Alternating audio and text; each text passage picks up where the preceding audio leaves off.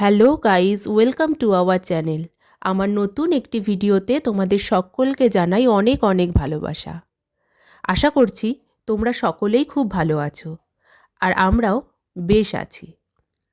তো তারাপীঠ ও শান্তিনিকেতন ভ্রমণের আজ দ্বিতীয় পর্ব নিয়ে আমি কিন্তু চলে এসেছি। প্রথম দিনে দেখতেই পেরেছো আমরা কিন্তু মায়ের কাছে পুজোটা দিয়ে দিয়েছি। আজ দ্বিতীয় দিন একটু সবাই ঘুম থেকে দেরিতে উঠেছি, কারণ সেদিনকে খুব একটু অনেক খাটাখাটনি হয়েছিল বলতে এই পুজোটা দিলাম, সারাদিন না খাওয়া ছিলাম, একটু জার্নি তো হয়েছেই, তো সেক্ষেত্রে শরীরটা একটু সায় দিচ্ছিল না। তো তারপরে আমরা সকালবেলা ঘুম থেকে উঠে সবাই যে যার ব্রেকফাস্ট করে তারাপীঠের আশেপাশে যে মন্দির এবং অন্যান্য জিনিসগুলো দেখার আছে সেগুলোই আমরা ঘুরে ঘুরে দেখছিলাম। তো এই ঘুরতে ঘুরতে প্রথমেই আমাদের চোখে পড়লো এই ভারত সেবাশ্রমের থেকেই মনে হয় এটা করেছিল। তো সেটা একটা সুন্দর একটা রাধাকৃষ্ণের মন্দির, যেখানে কৃষ্ণের সমস্ত জীবন পর্যায়ে নানা রকম পর্বকে তুলে ধরা হয়েছে।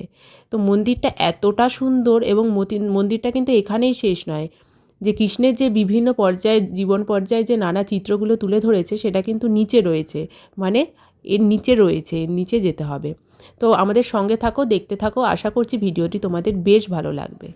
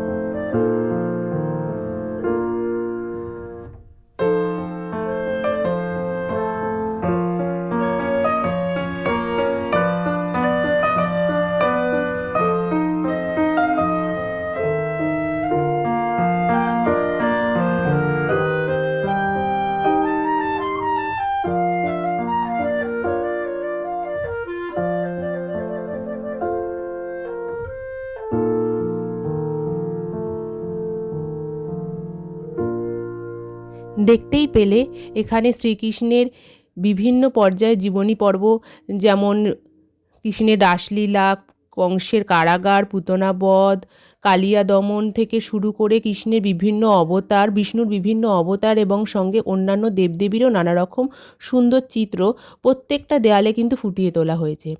এটা দেখার পর আমরা বেরিয়ে গিয়েছিলাম এবং গিয়েছিলাম হচ্ছে মুন্ডমালিনী মন্দির। এটা হলো মায়ের প্রাচীন মন্দির, এখান থেকেই মনে করা হয় মার পুজো প্রথম শুরু হয়েছিল এখানেই। তো এই যে মাকে দর্শন করো, এবং এখানকার পরিবেশ খুব সুন্দর, এখানে গেলে তোমাদেরও খুব ভালো লাগবে। সঙ্গে রয়েছে আমাদের সেই বাউল গান, এবং মন্দিরটাও খুব সুন্দর।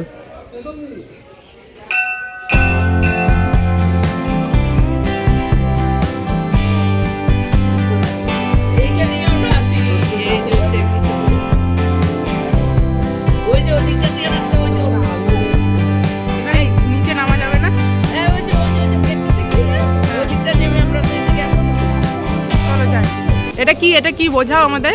দ্বারকা নদী। হ্যাঁ বলো, কি বলছিলে কথাটা? 4 সদাগর এই নদী দিয়ে বাণিজ্য করতে গেছিল। এখন কি হয়েছে এই নদীর অবস্থা? এখানেই তো হ্যাঁ বলো। এখন এই নদীটা শুকিয়ে এই অবস্থায় দাঁড়িয়ে। হ্যাঁ, এই আগে এই নদীতে কত বাণিজ্য, আরো কত বিস্তীর্ণ ছিল, এখন ভাটা পড়তে এখানে এসে দাঁড়িয়েছে। আচ্ছা, এইখানে 4 সদাগরের যে জাহাজ ওই যে তরিটা, সপ্ত তরি নাকি ডুবে গেছিল, ডুবে গিয়ে মা লক্ষ্মী না মা মনসা, হ্যাঁ মা মনসার পুজো করবে না বলে সপ্ততরী এখানেই ডুবেছিল। এইটাই সেই হলো বিখ্যাত দ্বারকা নদ, তাই তো? হ্যাঁ, আমার কাকার মুখ থেকে শুনতেই পেলে এটাই হলো সেই দ্বারকা নদ যেখানে চাঁদ সদাগর তার সপ্ততরী নিয়ে যাওয়ার সময় সপ্ততরী কিন্তু ডুবে গিয়েছিল মা মনসার কোপে। সে পুজো করবে না বলেছিল এবং মা মনসা তার হাত থেকেই পুজো নেবে। সুতরাং এইটাই হলো সেই দ্বারকা নদ। বর্তমানে তার অবস্থাটা দেখো, একেবারে শুকিয়ে গেছে। ভাটা পড়তে পড়তে পড়তে পড়তে জল প্রায় নেই বললেই চলে। তো সেই দ্বারকা নদে নেমে এই হলো মায়ের মুন্ডমালিনী তলা এবং সেখানে হচ্ছে মায়ের প্রাচীন মন্দির, যেটা এখান থেকেই মনে করা হয় যে এখানেই প্রথম হয়তো তারামা এসেছিল। বামাখাপা এখানেই হয়তো মার প্রথম দর্শন পেয়েছিলেন। তো তোমরাও দেখো এবং মায়ের কাছে তোমাদের যা মনের ইচ্ছা আছে সমস্ত কিছু বলে নাও, মাকে উজাড় করে বলো এবং সবার মঙ্গল কামনা করি, সবাই ভালো থাকো। এখান থেকে বেরিয়ে এবার আমরা একটুখানি বাউল গান শুনে নিই, সঙ্গে থাকো।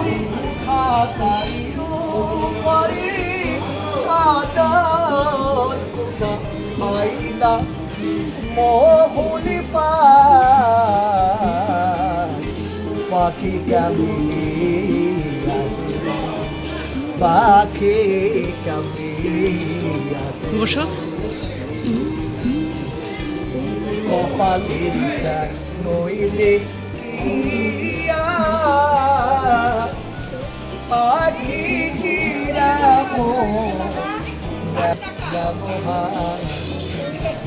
খাঁচা ছেড়ে পাখি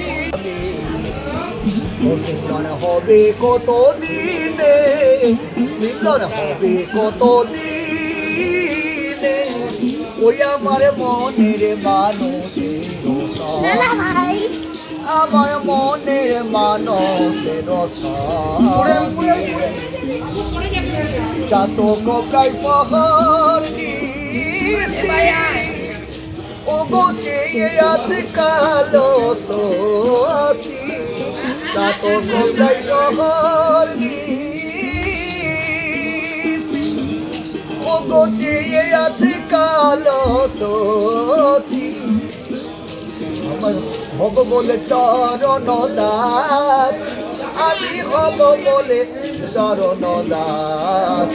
ওটাই হয় না কপাল গনে, ওটাই হয় না কপাল গনে, আমার মনের মানুষের সানি, আমার মনের মানুষের সানি।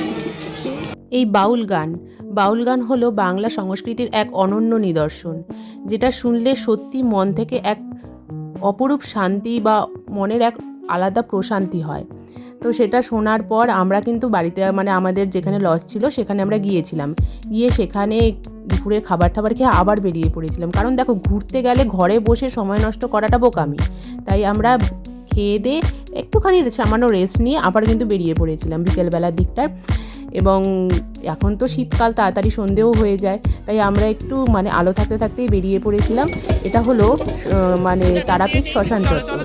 তো ওখানে অঘরীগুলোকে দেখলাম, যাদের অঘরী বলা হয়, তারা কিন্তু সেই মানে মৃতদেহের ছাইয়ের স্তূপের উপর উঠে নাকি সাধনা করছে। যাই হোক, ওখানের পরিবেশ আবার অন্যরকম। সেখানে রয়েছে মায়ের প্রাচীন মন্দির, এখানেও নাকি বলছে সেখানে সামান্য একটু পুজো দিয়ে মানে সব জায়গায় ওখানে গেলেই কিছু পুজো দিতে যাও, যা করতে যাও, সব কিছুতেই শুধু টাকা চাইছে।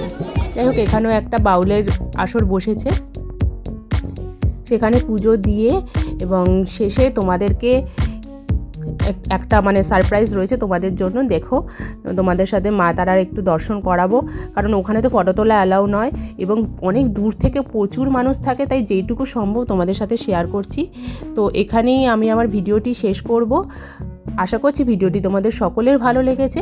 ভালো লাগলে অবশ্যই লাইক করে দিও, শেয়ার করে দিও আর কমেন্ট করে জানিও কেমন লাগলো। দেখা হচ্ছে অন্য ভিডিওতে। ততদিনের জন্য সকলে ভালো থেকো, সুস্থ থেকো। তো যাবার আগে আবার সকলে মিলে একবার বলো, জয় মা তারা। সকলকে ভালো রেখো মা।